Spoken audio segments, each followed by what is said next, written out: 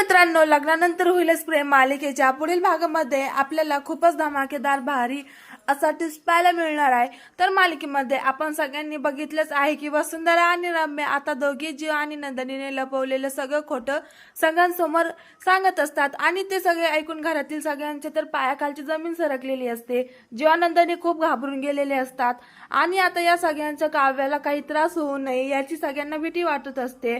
पण तेव्हाच आता मालिकेमध्ये ट्विस्ट येतो, तो म्हणजे मालिनी सगळ्यांसमोर आता नंदिनी आणि वसुंधरा समोर जाऊन उभी राहते। सगळ्यांना असं वाटत असतं की मालिनी आता नंदिनीच्या कानाखाली मारते, पण तेव्हाच आता मोठा ट्विस्ट येतो आणि ती जाऊन वसुंधराच्या जोरात कानाखाली मारते आणि आता ती वसुंधराला म्हणत असते, तुम्हाला जरी सत्य माहिती झालं आहे, तुमच्याकडे जरी ठोस पुरावे असतील तरी सांगायची एक पद्धत असते। तुम्ही नंदिनीच्या पोटावर जोरात मार तिला किती वेदना होत असतील, जरी तुमच्या म्हणण्याप्रमाणे तिच्या शरीराला जरी वेदना होत नसतील पण तिच्या मनाला त्रास होतो ना। तुम्ही एक बाई असून तिचा विचार का करू शकत नाही? आणि जे सत्य तुम्हाला सापडले आहे, जे तुम्ही एवढी मेहनत करून सापडलेले आहे, ते सत्य सांगायची एक सुद्धा पद्धत असते। उद्या काव्याची एक्झाम आहे आणि तुम्ही मुद्दामून मोका सापडून हे सगळ्यांसमोर सांगत आहात तिला त्रास व्हावा म्हणून तिच्या मेन्स एक्झाम मध्ये 3 पेपर लिहू नये अशा उद्देशाने तुम्ही जर सत्य सांगत असाल तर नंदिनीपेक्षा जास्त दोषी तुम्ही आहात। जर तुम्हाला हे सत्य माहित होतं पण नंदिनीने सत्य का तसं का केलं, तिला एवढं खोटं का बोलावं लागलं आणि तिच्यासोबत काय झालं याबद्दल तुम्ही जराही चौकशी केली का? नाही, फक्त तुम्ही एक सत्य दिसली तुम्ही ती घ्यायची आणि घरामध्ये तमाशा घालवायचा, तेवढंच जमतं तुम्हाला। आता मालिनी चांगलीच वसुंधराला सुनावत असते, हे बघून कोणालाही काही समजत नसतं की मालिनीच्या मनात नक्की काय आहे। तेव्हा आता वसुंधरा मालिनीला म्हणते, जरी हे सत्य तुम्हाला माझ्या आधी समजलं असतं तर तुम्ही काय केलं असतं? तू नसतं विचारलं का तुझ्या सुनेला?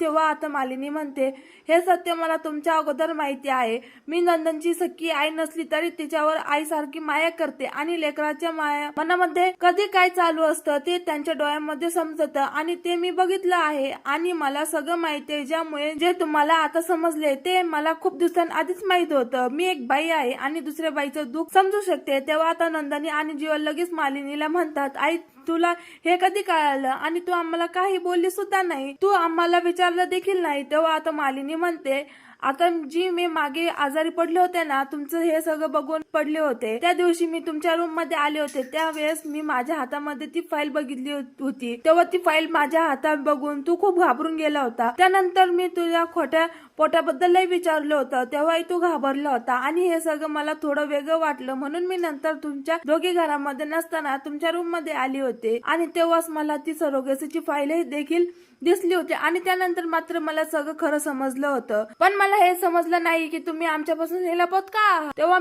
आम्हाला हे सगळं सांगून द्यायचं होतं। मला माहित आहे नंदिनी, तुला काव्याची खूप जास्त काळजी वाटते, पण स्वतःला त्रास करून घेऊन दुसऱ्याला त्रास होऊ नये याचा जराही विचार करायचा नसतो की स्वतःच मिसकॅरेज झालं, स्वतःला एवढं दुःख सहन करावं लागलं तरी दुसऱ्याला भनकही लागू दिली नाही। मी तुमच्यावर रागवली आहे का? मला तुमचा रागही आला आहे का?